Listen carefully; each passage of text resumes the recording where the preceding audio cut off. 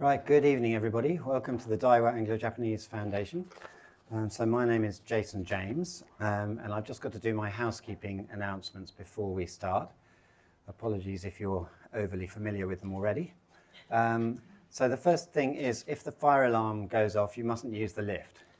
We've got to go down the stairs, and if you need any help getting down the stairs, then the Daiwa staff and indeed anybody young and fit in the room will do their best to help you. And the second thing is, please don't leave any valuables in our cloakrooms downstairs. Nobody's monitoring those, so it's best not to have a laptop or something in a bag down there. And if you have done that, it's best just to pop down now and bring it up here and keep it with you. So this evening we're going to talk about robots in the household, and we have got two speakers who I'll very briefly introduce. So Dr. Lulu P on that side is a departmental lecturer at Oxford at the Department of Education, and she is also a research associate at the Oxford Internet Institute and Sociology Department. And as far as I can see here, Lulu has two big things going on. So one is a project funded by the British Academy on educational technology, but this evening she's going to be focusing more on her other project, which is domestic AI at the Oxford Internet Institute. Looking at the transformation of paid and unpaid work in the age of AI and robotics. And then from Japan, we have Dr. Yumiko Oda, back here for the first time in about 9 years, I think. She's Professor of Marketing at the Faculty of Commerce at Nagoya University of Commerce and Business. And before going into academia, she worked in companies including Canon, Dow Jones, and Dream Incubator. And in academia, she's focused on consumer culture, with a particular interest in how emerging technologies influence domestic life, gender roles, and care. So that's all the introducing I think I need to do, and I'll hand over to Lulu to give the first presentation. Thank you.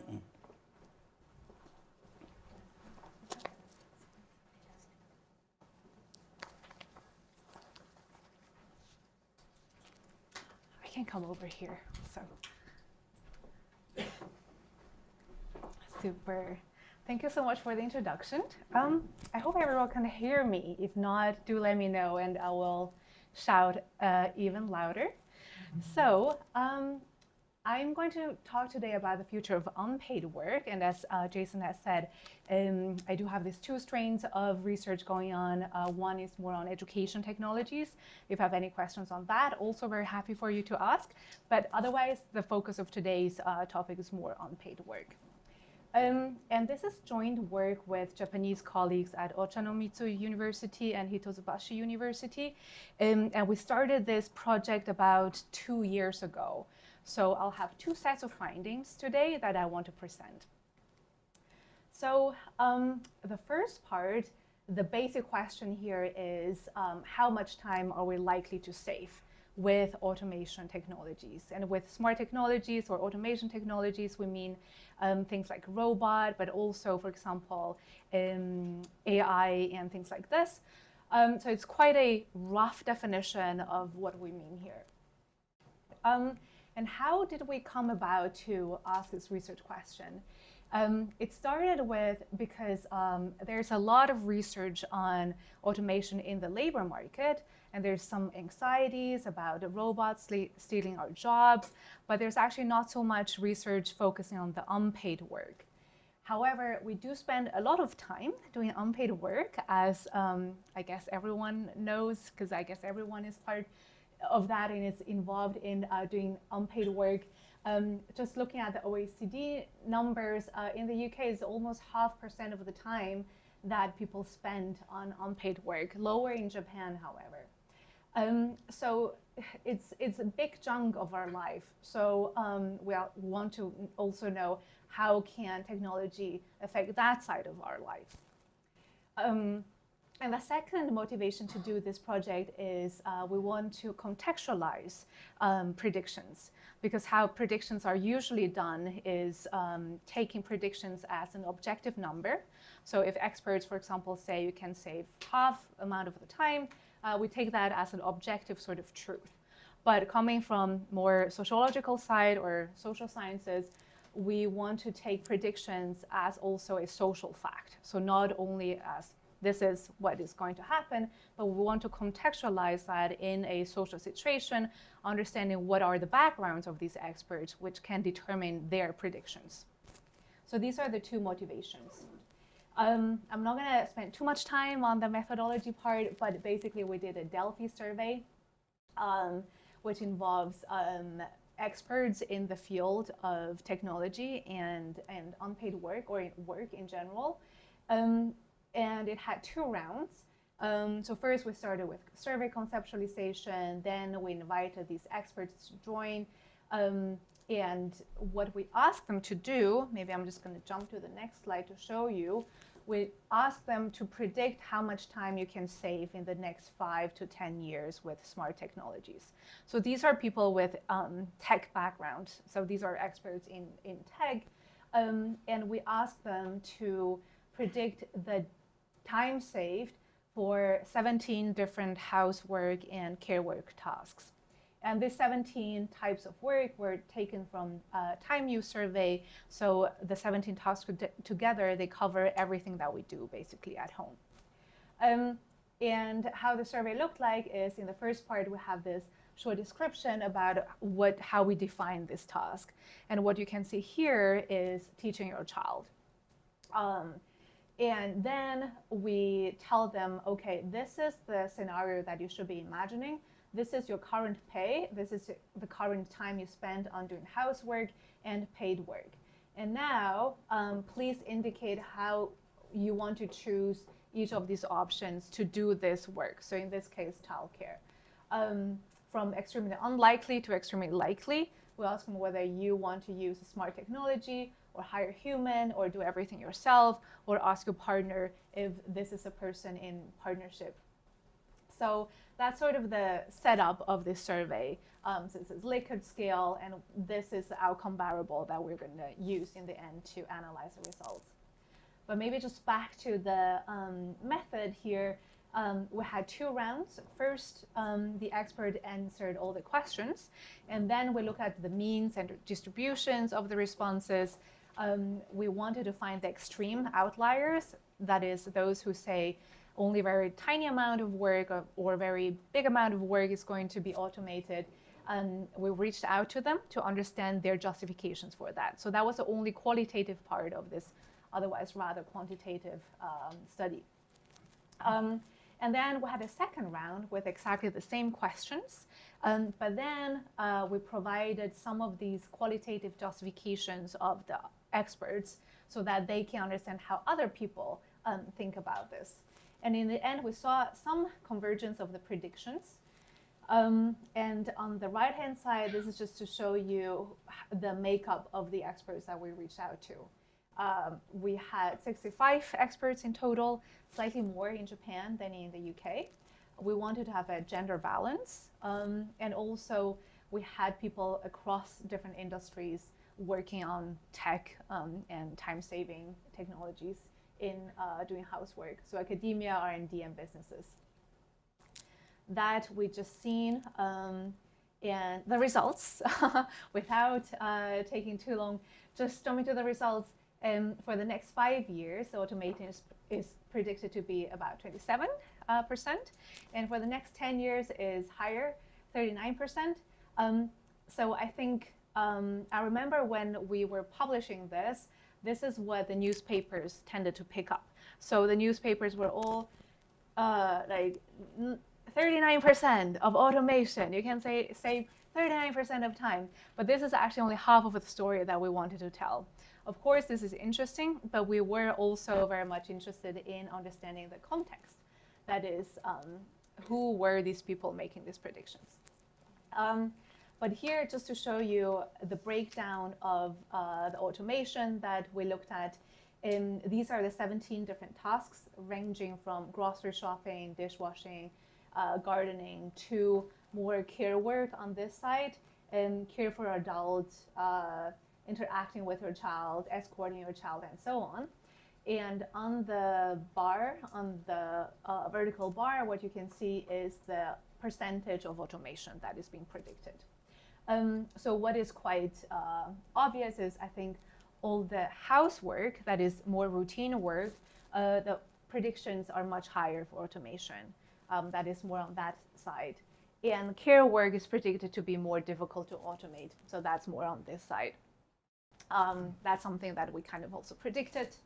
But it's nice to see that this is indeed the case. So now the breakdown of how did the experts actually predict this by contextualizing that with their backgrounds. What this shows is that we have the experts' predictions here in Japan, and this is UK. The light blue bar is female experts, and the dark blue bars is the predictions of male experts. And what I thought interesting is that in the UK, male experts have a much higher prediction than female experts, and the picture is exactly the other way around in Japan. And we thought, oh, that's interesting. Why is this the case? Because we thought that the UK picture makes a bit more sense because we know that men are usually more optimistic around technology than women, but we don't see that in Japan. So we look into the qualitative answers to find the qualitative answers given by the experts to find some answers. And it turned out that in Japan, actually both male and female experts would say that, for example, say the likelihood for automation is to be very low because it's going to be very expensive. Therefore, it's not worth to automate this task. However, that would be more male experts saying this, and female experts would say, yes, it's true, it's going to be very expensive, but it's totally worth it. So we thought that was quite interesting because, of course, it has to do with labor divisions, right? So women tend to do all the housework and more also going to the labor market. So we talk about this double burden of women. So that was a justification for most of the female experts who say, yes, it's going to be really expensive, but it's worth it. Therefore, we predict high degree of automation. So that was one of the explanations that we found in the qualitative answers. I will skip this in order to stick to time. So some conclusions for the first part. The future of unpaid work is likely to be maybe around 40% in the next 10 years. And we also found that the context really matters. That is, we shouldn't be taking predictions as objective truth, but we need to embed them into a social context, understanding that experts do predictions based on their own lived experiences. That's, I think, one of the main takeaway from our side as social scientists in this study. The last one I'm going to skip because I didn't talk about that too much. Part 2. So this entire study we had two parts. The first part is about the prediction from the expert sides, and the second part was understanding what are actually the willingness of people using this sort of smart technologies when they are out in the market. So the research question here is understanding the willingness of using smart technologies in homes, especially looking at teaching. Would you use AI to teach your child? And the reason why I'm looking into teaching is because, actually here, so we remember this, housework is predicted to be more automatable than care work, but teaching was kind of an exception. So teaching was the highest rated or highest predicted to be automatable in comparison to other sort of care work. And that also relates to my other part of research, which is looking into digital education. So that is why the findings that I'm going to show you are especially related to teaching your child. How willing are people to do that? So the willingness to use tech for teaching. Some of the hypotheses are listed here. So I thought that, well, parents' socioeconomic background must matter, right? So the usual suspects. And also parents' time and financial resources, the price, productivity of the robot, attitude towards technology in general. Now, I think I switched them, sorry. So the sample is, it was a vignette experiment. So we asked everyone to imagine this hypothetical situation where they have to do this housework, that is teaching your child. And we had over 3,000 of the vignettes were about teaching your child. And the average range of the age was from 19 to 70. And we also asked about their background, so there's their education. So what was their highest education? So these are the sample of people that we asked. This is only in the UK, not Japan. The first part was Japan as well as UK. And you can see a breakdown of male and female and single and cohabiting respondents. So it's all quite hypothetical. They had to imagine this future scenario where they have this smart technology and they could rate whether they want to use it or not. The analysis is basically using the variables that matching the hypothesis. Now, I hope that these graphs are okay. They're not the most beautiful graphs, but they do show some information. So this now shows the willingness of people to use smart technologies across these 17 tasks that I was presenting in the beginning. You don't have to read all of that. So on the horizontal line is basically the 17 different tasks, ranging from more housework or routine work to more care work. And what I circled here is what we're interested in here, so the teaching child. And I always have these two different figures for cohabiting respondents and single respondents because it does really matter. So there's always this difference between the cohabiting and the single respondents. That's why you always see the two sets of different results. So for the cohabiting respondents, the willingness to use a robot or smart technology to teach your child is significantly there. So it's people are willing to use that. But that you don't really see for the single people. So there's some differences.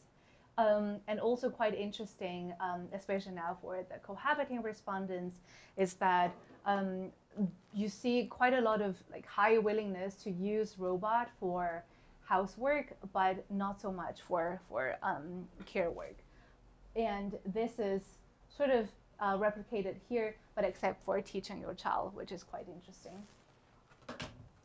And then this is another comparison between education level. So because one of the hypotheses is that it depends on your own education level, whether you want to use smart tech to teach your child.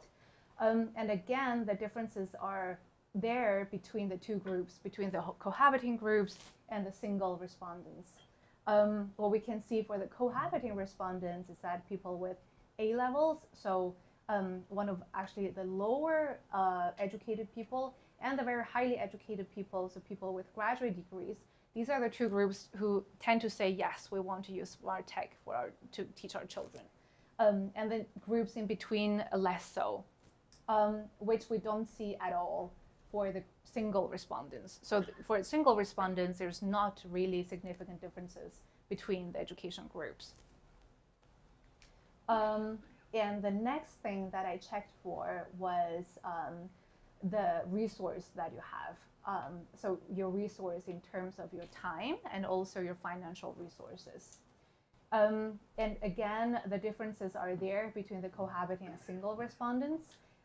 For the cohabiting respondents, we can see that your own work, the hours of your own work, that is, the more you work, the more you are likely to say yes to use this smart technology, which makes a lot of sense, right? Because you don't have so much time. And what is also significant there is your partner's wage. So the higher earning of your partner, or the more your partner earns, the more likely you are saying yes, which also kind of makes sense. But then we don't see that for your own weight, which is a little bit strange. And what also matters is, of course, the price of robot. So the lower the price, the more are people willing to get it. And it also depends on what we told them in the beginning. You also have the choice of using human for this task. The higher the human wage for to do the same task that is teaching your child, the less the higher the wage for the human, the more you're willing to use a robot, because there's this difference. But for the single respondents, we can only see a significant effect size for the robot price. So it doesn't really matter how much you earn. It doesn't really matter how much time you spend on doing housework or paid work. It's really just the price of the robot, which is quite interesting. So I think that is something worth looking into, the different dynamics between couple households versus single households. And in the remaining 2 minutes, I think I will be okay. Yes. Here, because I think the difference is quite interesting, but then we also need to think about that, especially in cohabiting households, there's a gender dynamics, right? So usually we do have women working more on housework than men. So the next check that I did is to compare whether there are any gender differences in terms of their responses. And again, we see more differences for the cohabiting people than for the single people, which makes sense. For the cohabiting respondents, even though the differences between female and male respondents itself for the different working hours are not significant, but you can see, for example, for 4 hours of working, that is, for example, you need to work for 4 hours a day. Their men are more likely to say yes to use smart technology to teach a child, whereas the effect size for the women is not significant. And that's also true for if you work 12 hours. So in general, men are more willing to use smart tech to teach children than women. And that is not observed here in single respondents, which I think is really interesting, because the part of the difference is likely to be explained with gendered roles in household, because you can see that here, but not for the single respondents. And perhaps just a last slide to wrap up.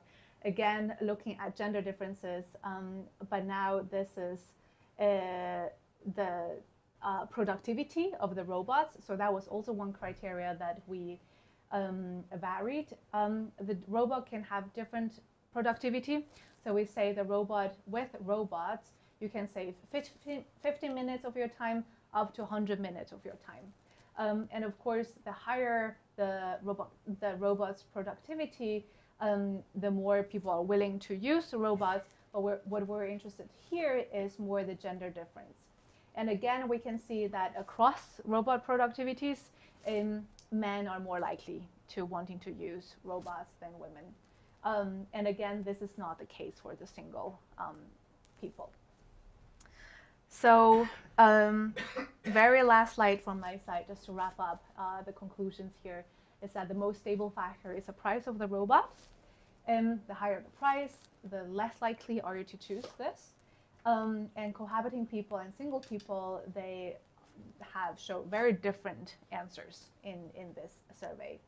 And we do see a gendered decision making, especially for the cohabiting people. And also attitude, which I didn't show you today, matters, but just maybe very quickly summarize attitude towards technology. We ask a bunch of questions such as, do you trust technology? Do you think that there are problems with data privacy and so on? And there we can also see some correlations. That is, for example, the more skilled people are with tech, the more likely they're using the tech. So that's all from my side. Thank you very much for your attention. And looking forward to questions.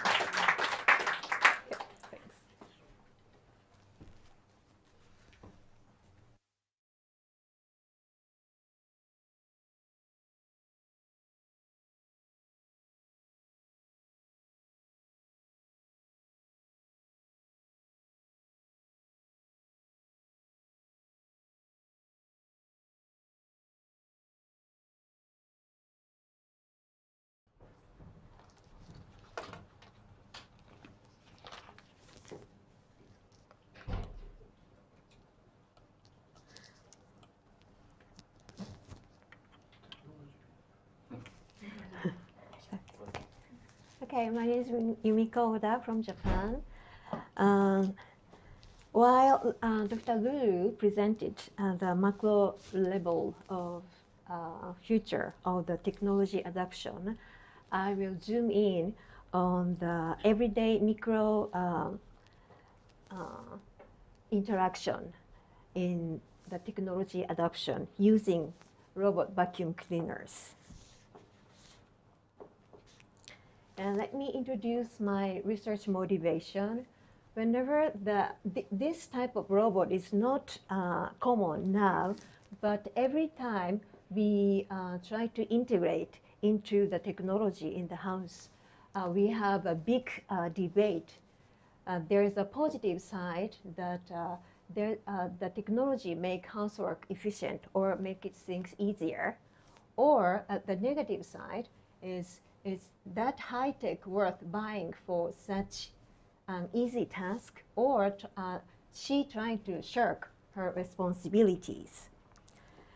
This type of contradiction in some years will cease and become naturalized. But how this contradiction will come to end is my research motivation.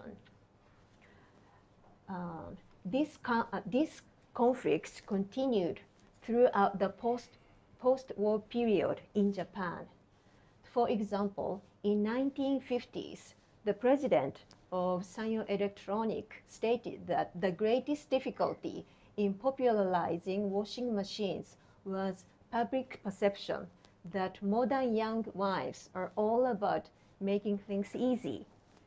And creating the corporate marketing section, creating discourse that they don't make household chores easier, but they make more time. They can make more time for their children. So this type of strategy was employed and continues to be even now. For example, Panasonic company employed dishwashers by saying efficient for washing, but it didn't work, and they returned to make more time for children. So this is same to Roomba advertisement. They're saying that create more family time with Roomba. So never say like efficient, time saving. And here also they use we choose Roomba because our baby's playground is the floor. So they buy because of the efficiency, but save children. It could be the good reason to buy. Here's the reference for the housework and childcare time spent over the 20 years. Over the 20 years, although technology adoption is development, but still women spend about five times than men, and more than that, the child care is decreased of 50 minutes than compared with 20 years ago by decreasing of housework. So how mothers with children engage with robot vacuum cleaners after purchase is my today's main focus. So again, I will clarify the purpose and research question. The how household robot build relationship with consumers. And research question is how do consumers build relationships with robots in the process of using it? And how does the use of robot vacuum cleaners and the relationship built around them affect the division of household labor among family members? And this is definitely a case study based on the interpretive approach based on semiotic. In 2002, iRobot launched Roomba in Japan. And since then, the iRobot is #1 share in Japan, like 74%, so giant company in Japan. And now household penetration rate in 2021 is 7.2. And at that time, they said that the image of slacking off on household chores is a barrier to adoption. So they have a big struggle to diffuse the robot vacuum cleaners. And I conducted depth interview with 30 married women using online, and all interviews data ranging from 60 to 90 minutes per participant. And total 350,000 words were recorded, transcribed, and coded. And also, as a supplementary, I used the SNS like X, Instagram, YouTube, and personal blog. And then analysis, I didn't explain deeper, but I conducted like inductive analysis and deductive analysis. And finally goes to findings section.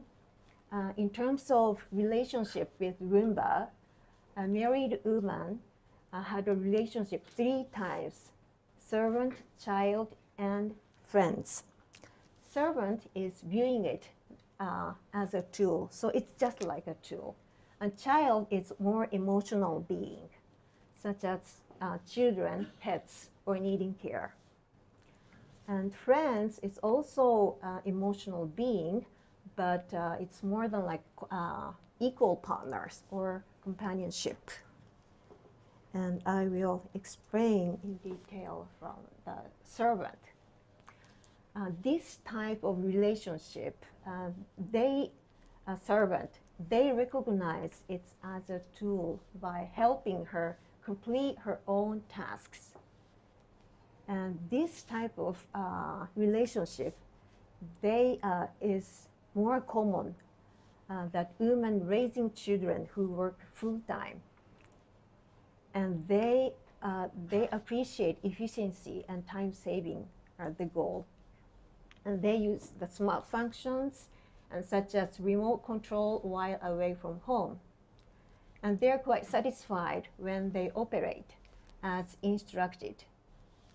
And they're saying that it's just AI, so I know it has its limitation. Though if we properly grasp its strengths and weakness and use it well, it is helpful without any issues. And then they recognize that dysfunction cannot be helped. And also they devote time and money for ancillary object for smooth autonomous drive by saying like, when I first bought it, it caused a series of troubles such as knocking over plants and sucking up carpets, but by tidying up things on the floor beforehand and securing carpets with tape and buying baskets to avoid putting small items directly on the floor, I have been able to use it without any problem for the most of the parts. So before start using cleaning, they spent a lot of time and money. But as long as cleaning time is saved thanks to robot, they considered to be effective. In terms of feminism perspective, it considers as a perfect woman. And they strive to balance work and housework, childcare, without relying on their families.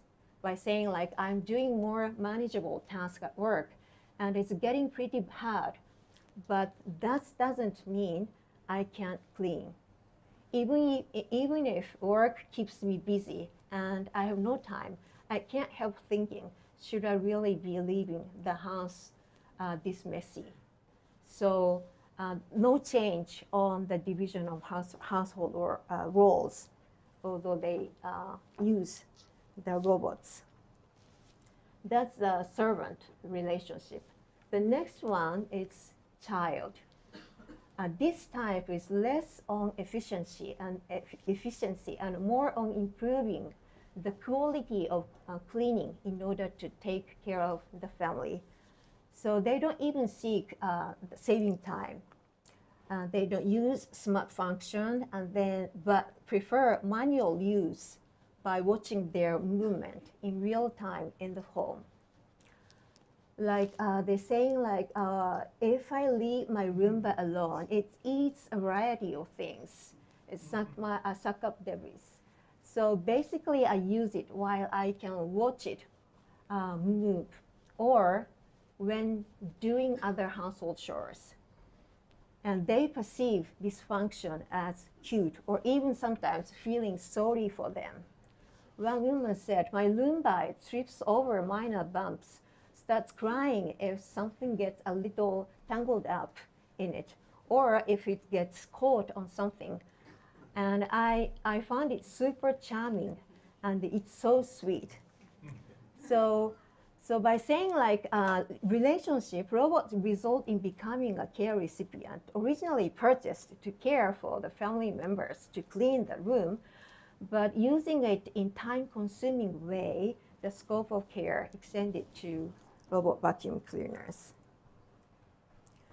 And for then, for this type of woman in terms of feminism, definitely said as traditional at-home mother. They buy a robot in order to care for the family. The woman said it's hard to reach under the sofa and bed with a normal cleaner, so I bought it when my child started crawling after I noticed they're licking various things on the floor. So again, they buy for child. So, and no change on division of household workload. And they use robot in order to improve the quality. And sometimes, in many cases, they increase the frequency of cleaning.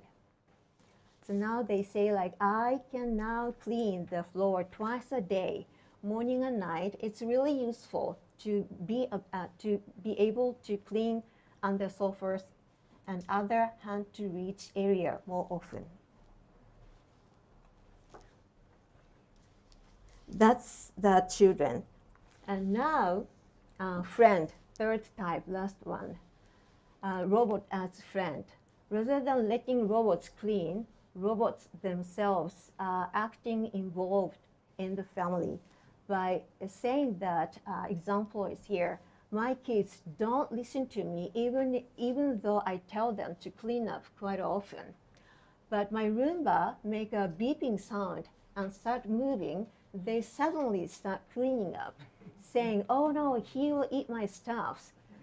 So yeah, eventually they will, the children start to clean their home by, and a lot of users play with it many ways, like put the cat on it, feed it, name it, and decorate this, like this. And also decorate them using Swarovski. And like Roomba, brands leverage the consumer-robot relationship. So like consumers who bond with their robots often share the experience on social media. So iRobot actively monitors and engages with these posts through retweet and comments. And even that the company further promotes intimacy through Roomba decoration contest like this.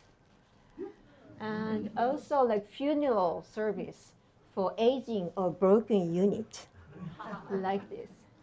So this is funeral. So every year they hold funeral things. So like these activities reinforce emotional connection and encourage community participation. And consumer-robot relationship becomes not just personal, but publicly circulated and brand enhancing.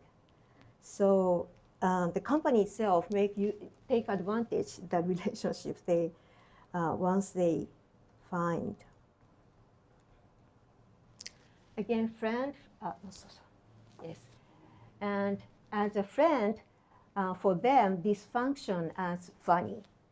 Say like when the Roomba stops and goes missing, I file a search request, and my kids happily go searching for it. So they enjoy if Roomba stuck, in a sense.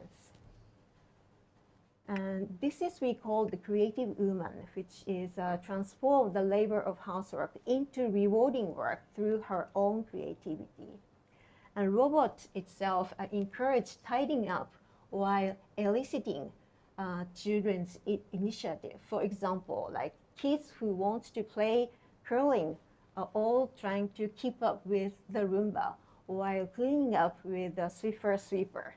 I guess they think they're doing the sweep role or something, but it's really fascinating because they are defeating the purpose of the Roomba's work. So here it's reconfiguring the division of role in domestic work. Like in the process of entertainment, family members have been involved in proactively in housework as fun. So it is kind of the start to change the gender role, but this type might be temporary. Finally, the family members get bored with this entertainment usage. One woman said that at the first, everyone was interested in it, but now my husband complains that it's too loud and the kids are bored with it. They used to fight with their siblings over operating the button, but that's all gone now. And after that, the family and robot network that were connected through the entertainment gradually become disconnected, and coverage only via the connection between the wife and the robot. But for wife, saying like, in the end, I operate everything, but it's okay. I know what the robot is and is not good at, so I can make full use of it, which is reassuring. And a lot of women saying that it's like my partner. So, summary, we have three types of relationship with robot, servant, child, friend. And common thread in three types is peacefully navigate the contradiction between adapting the social responsibility of household chores and outsourcing them to a robot. And they accept themselves as the main actors in housework labor and have less need to reduce time despite the advent of robots. And what is unique about in Japan is that, compared with US studies of consumers, the use of robot vacuum cleaners feel that they could increase the amount of free time and improve their well-being. But in Japanese context, Japanese users remained in a time-consuming relationship after using the technology in a way that was consistent with traditional gender norms. Thank you.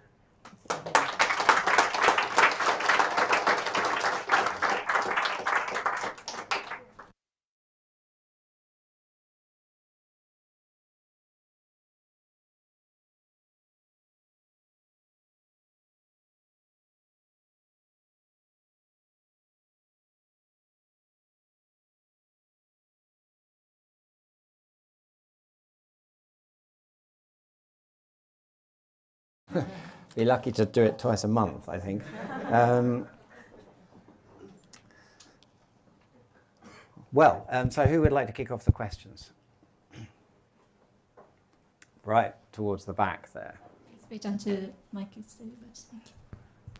Thank you very much. That was a great presentation.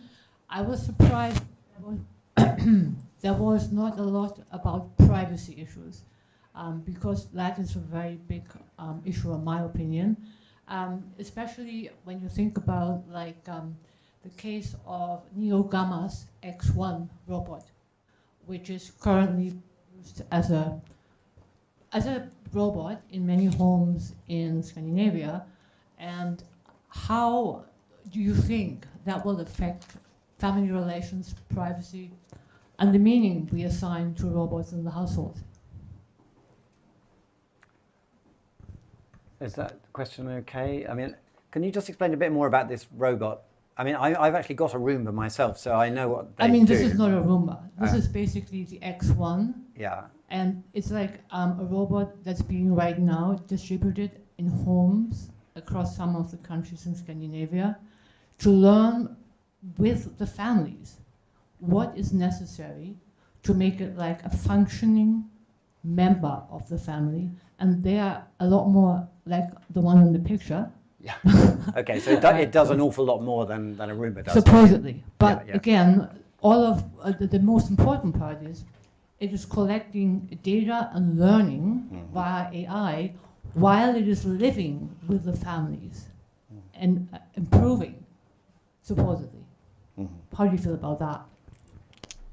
Well, I guess that question could be for both of you. Yeah. Actually, also, maybe I'm going to stand up. Also for Roomba, there are privacy issues. I think that was last year in the news that the new types of Roomba, they take pictures in the house, and these pictures were leaked because people who work on checking these data issues, they work in this very low paid section, and they're like called data labeler. So they work in terrible conditions, and they have to see like terrible stuff, and they check for these Roomba pictures, and that was leaked. And some of the really intimate pictures, for example, people sitting on the toilet bowls, were made public. So with Roomba, you have these issues. But also in terms of just domestic technologies in general, I think there's huge privacy concerns. For example, recently with my partner, we were looking to baby monitor things, because it's going to be, yeah, I guess. We're just doing research around that. And we found that baby monitors can be so easily be hacked. And there are actually people talking to baby monitors who hack that and talk to the babies. So the babies can hear strangers' voice and end up traumatized. So that's why we decided for this super low-tech radio-based thing rather than a smart technology. But yeah, maybe you wanted to add for that. はい。そのプライバシーの問題ですね。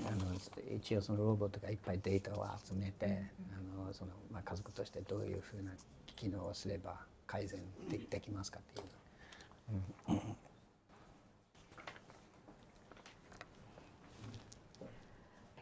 Yeah, the privacy issue is quite a big concern in Japan too, but in terms of consumer side, there's not very big issue in Japan. They are more like, they're more appreciate that they can monitor the children with safety. So there is a big concern about privacy, but in Japan it's low. It's not concern from the customer side. So yeah, maybe we should. Yeah. So might that be because Japanese people are more used to technology collecting data about them in general? Yeah, and somehow they trust or trust how that data used or. Yeah, and there was an interesting exhibition at the Barbican some years ago about robots and so on, and one of the points they were making is that robots in the West have often been regarded as sort of dangerous and scary things, but in the East they're often regarded as cute and friendly. So there's a slightly different attitude to them in Japan. So more questions? Yes, please, Sarah. Thank you very much. It was very thought-provoking. And I don't know, this is more a comment to start, but I was just curious whether Jason and the others think there are more women here today than men, than usual. Not particularly, no. no. Just curious. The question I have is with regard to having the robot teach a child.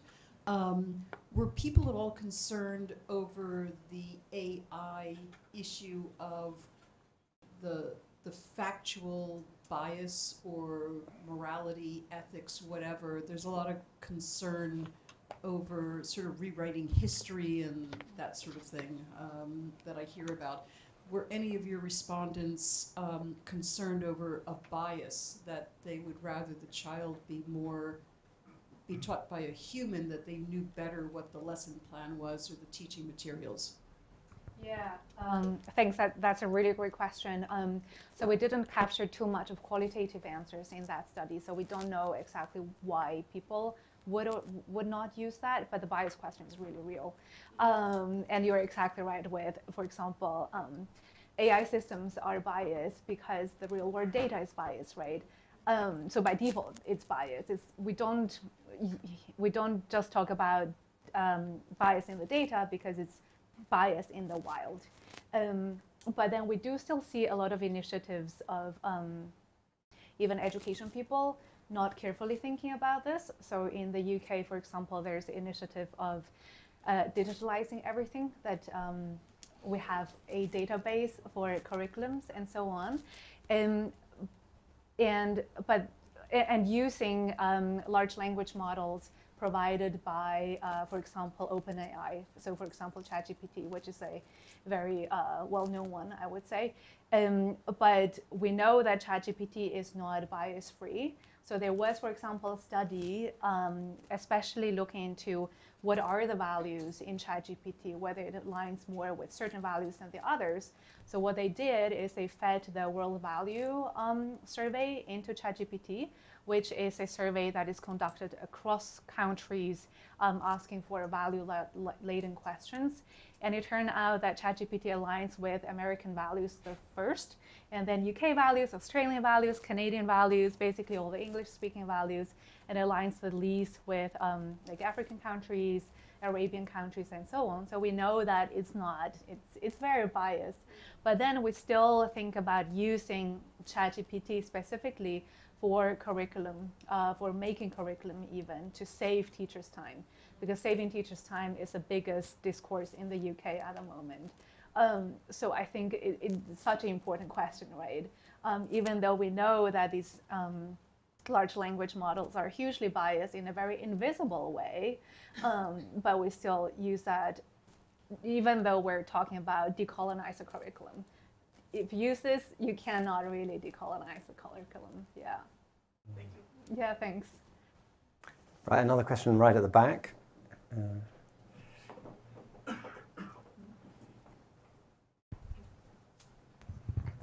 Thank you very much. I just want to continue with the ChatGPT thing.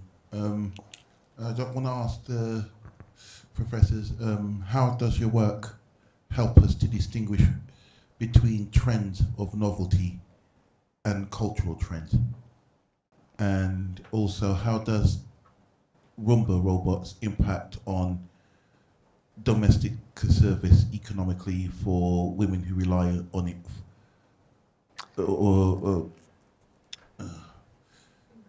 low income women on low income who's yeah. No, I think I've got the yeah. question. So you're talking about, for instance, women who are working as maids in households. Not necessarily, but just like as part of a way of being able to bring to put bread on the table, as it were. What's the economic impact in Japan for women in the working class? So the positive impact would become because they have more time to do paid work, because the robots are doing more of their unpaid work. Is that what you mean? Sorry. I mean, before robots, women would work in houses to supplement their income. Okay. Yeah. How does Roomba impact on that? On that economy? In fact, there's relatively little of that kind of work in Japan, but fine, we can ask the question. Yumiko-san. ロボットの前に他の人の家族に入って仕事としてそういうメイドみたいな仕事をすることもあるんですけれども、これはまずあんまり日本にないかなと思うんですけれども、そのような仕事に対してどういうインパクトが期待できますかとか。はいはい。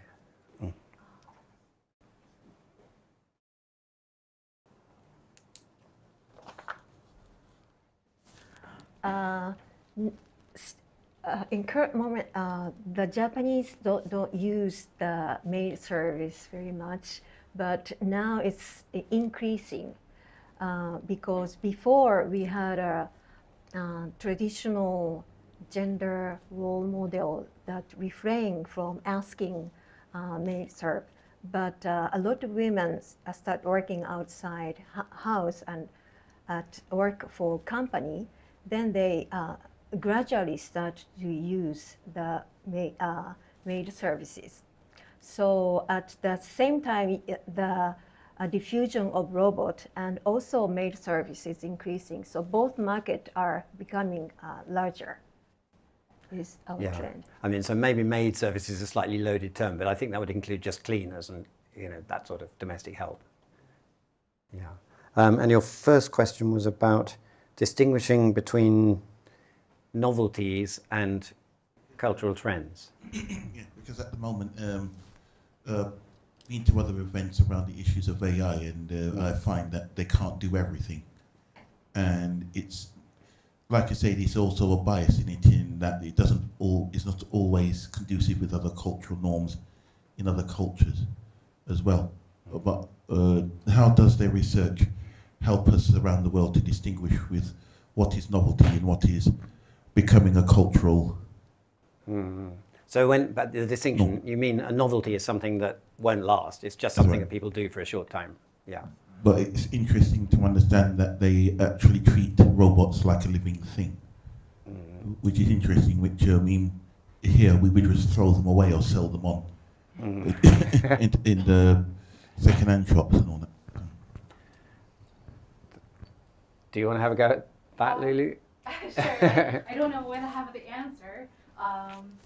I guess, so if I'm understanding the question correctly, one's about the short term and one is about the long-lasting effects.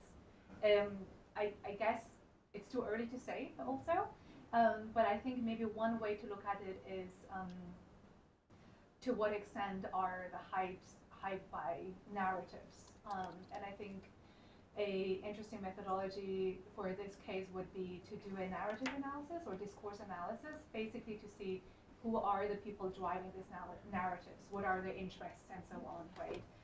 So going beyond the surface narratives, because I can see where you're coming from. The surface narrative is very much, oh, this is going to stay here, this is going to be the future, and so on. But if you look sort of behind who is driving these sort of narratives, the different interests or agenda from different groups is becoming more obvious. And then you can get a little bit of a sense whether this is actually a more genuine sort of driven by people or consumer, if you want, or whether this is more driven by political and economic interests. So in one of my other piece of work where I looked at, again, specifically education technologies, I looked at the usage trends of education technologies. So if you remember, COVID was not too long time ago. During COVID, there was this narrative in the public that EdTech or education technologies is here going to stay. This is going to be the future. But then that did not happen really. So while I was building this usage index, it became clear that yes, the usage was really high during pandemic because of the school closures and all of that. But then after the schools reopened, the usage dropped to a really similar level to pre-pandemic. So I think sometimes you just need a bit more time to observe the actual usage trends. But otherwise, I think if you really want to kind of anticipate that, understanding the narratives and who are the actors behind can be a really useful way. Okay, and there was another question, yes, sort of just a little bit further forward. Yeah. Hi, thank you so much for such an insightful presentation. I was wondering if in your current work, if you've kind of looked into some sort of like direct health outcomes, whether it's the improvement of,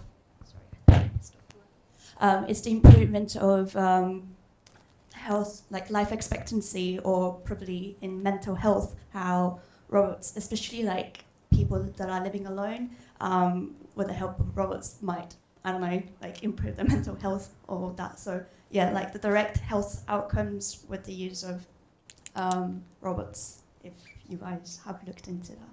Thank you. Should we get Yumiko to answer that one first? I don't have the answer.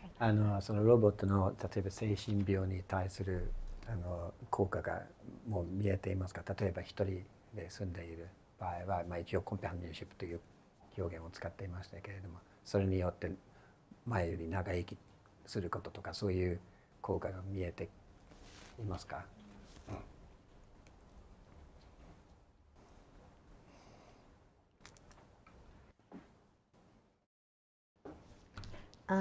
？I'm not very data about that, but as long as I know that robots, like using robot for single living person, can have a affection with a robot, can not like lifespan, but have more like positive feelings, or yeah, that I heard, and also like Nincho.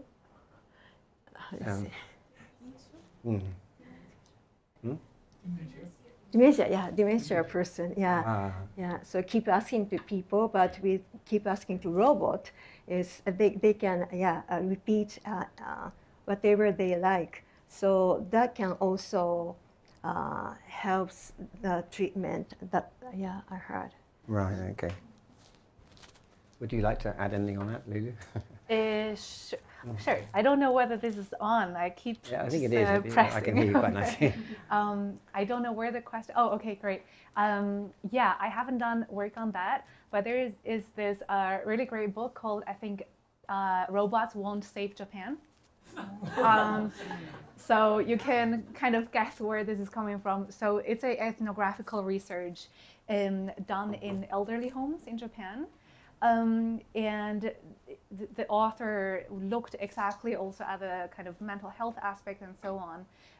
And some of the findings were really fascinating. So maybe you know this seal robot that is there to be the accompanying robot, and it worked in the beginning quite well, but then it really depends on who is using that.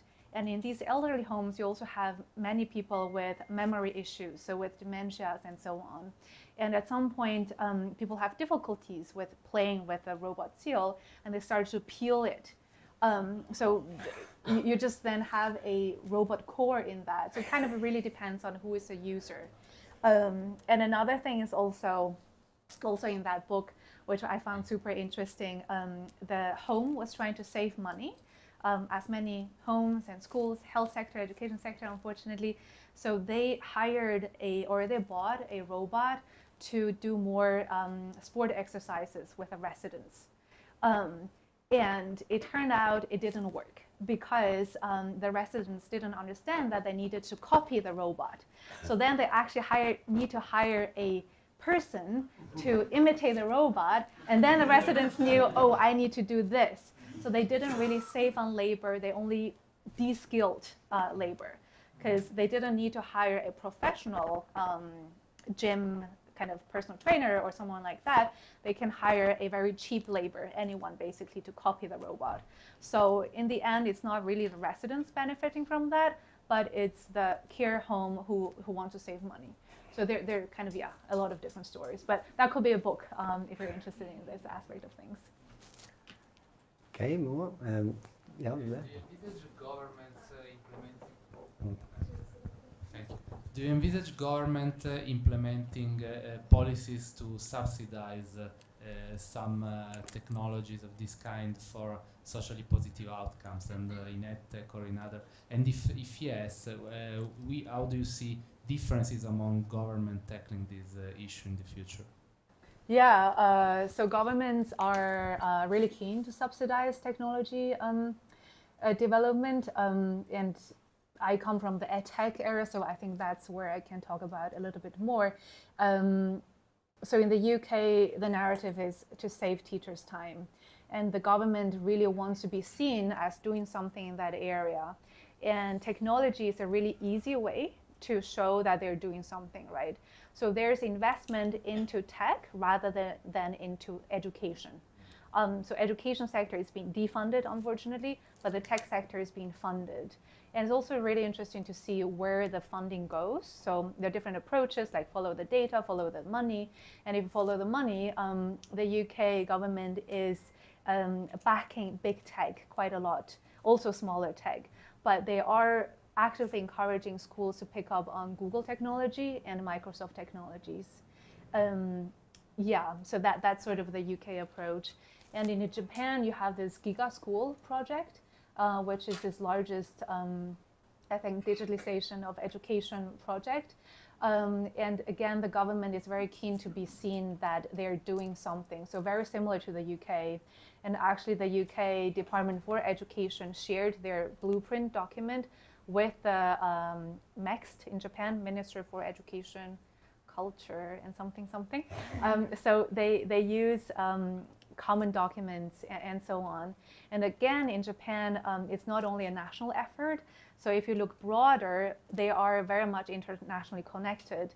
And again, Google and Microsoft are here.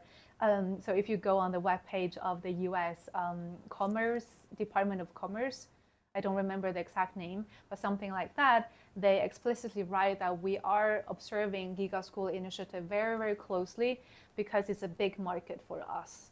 And due to the Giga School project, so before Giga School project, Microsoft had the largest share in Japanese market, tech market. But after that, Google surpassed Microsoft because Google said, we are going to provide everything for free. So I think this policy and how that goes hand in hand with the private sector or tech sector, that is really interesting. And there are commonalities, but also differences across countries.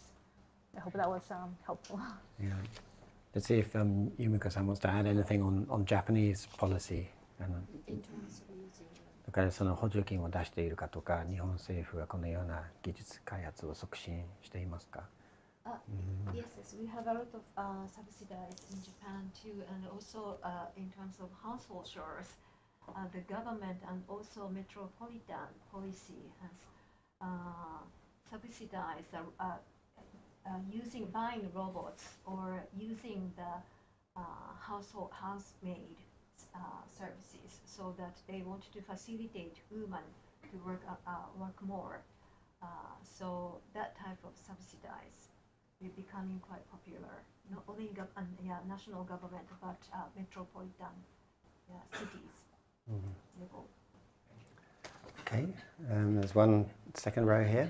Is there no robot being powered by solar energy? Is the first question. And the second question is that, can you control the robot remotely before you arrive home? You want to take that question? じゃあまずそう太陽エネルギーで太陽エネルギーを使っていますかと、そしてレモコンがあって、要するに多分家の外からでもコントロールできるかという。In terms of cleaners, they can use the smartphone to function, or even like air conditioners, or everything can use by to use smartphone to control outside home. So and also, like in terms of Roomba, you can monitor how the Roomba works around at home. So remote control is quite common.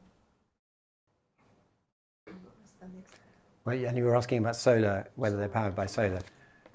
Yeah, I suppose, I don't know if that would work for a Roomba because it's indoors, but I don't know. 特にそんなのはないですかね。太陽エネルギーを使ったこういうロボット。I've never heard of that. It's very creative. Yeah. Right. There's actually this lady here in the second, sorry, or the third row was first, I think. Yeah. Thanks very much. If I could go back to Dr. Lulu's theme, I'm intrigued about the actual physical realization that you had in mind for this robot that parents might use to teach their child, and how could you make the robot safe from the child if it didn't feel like being taught today? And I suppose this also links in with the question of whether it was supposed to be instead of school or as well as school. Yeah, thank you. So these cases are quite hypothetical. So we don't actually have anything sort of a robot there. So we let the respondents freely imagine what it is. It can be simply as simple as an app or something like that on the screen. And to your question whether they are supposed to replace school, no. So this is only intended for the house use or to be used in homes. But yes, for the first question, I don't have a very good answer because it's respondents freely imagining it. Do you imagine it? Oh, how do I imagine that? Yeah, I'm not sure. I don't think that, at least in the UK, we don't have many robots as a little thing walking around. That's more in Japan. So in Japan, there was this, I think last year in the media, also even in the UK, about how you can use robot to get children back to schools. But that's a slightly different case because the robot was used in schools rather than at home. And the story there was that some schools were using robots to be placed within the classroom to fight the problem that children don't go to school. So it's a kind of a big issue in Japan that children don't want to go to school. And the idea is that if you have a fun-looking robot in school, children want to come back. And also, these robots can be remotely controlled by children sitting at home. So they want to encourage the children to feel safe in the robot, first of all, virtually on the screen. And then when they feel safe enough, they come back to the school. So that's one kind of a realization, if you want, of robots, actual physical things. But it didn't work. So unfortunately, it didn't, because I think the problem was that the reasons why children don't come to school is not because they lack of a robot. The reason was kind of, they didn't go too much into this, but I talked to a bunch of parents in Japan, and many of them were saying that, well, my child doesn't want to go to school because the discipline is too rigid.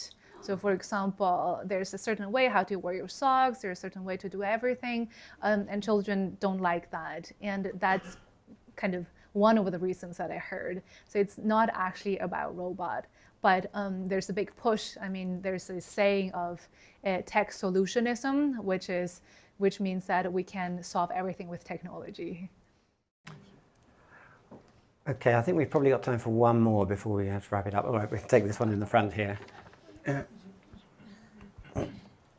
I don't know what the attitude to children and their parents is in Japan, but I am quite concerned the number of children now who have very little reaction with their own parents. You see it in toddlers sitting in pushchairs, facing away from the parent, looking at a tablet or a phone.